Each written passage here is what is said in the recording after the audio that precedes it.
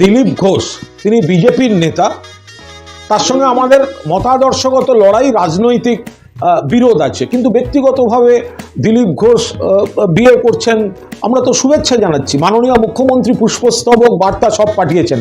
আর একটা মজা কি বলুন তো, এতদিনে বোঝা গেল ইকো পার্কেই বারবার হাঁটতে কেন দিলীপ বাবু যেতেন। সকালে উঠে সূর্যটা উঠেছে কি ওঠেনি, উঠেছে কি ওঠেনি, কি এমন টান যে দিলীপ বাবুকে ইকো পার্কেই যেতে হতো? আজকে সেটা পরিষ্কার।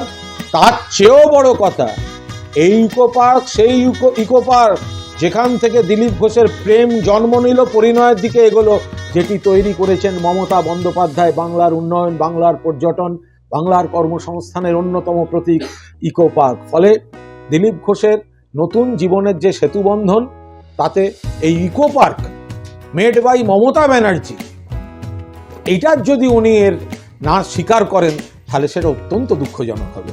ফলে দিলীপ ঘোষের নতুন জীবনের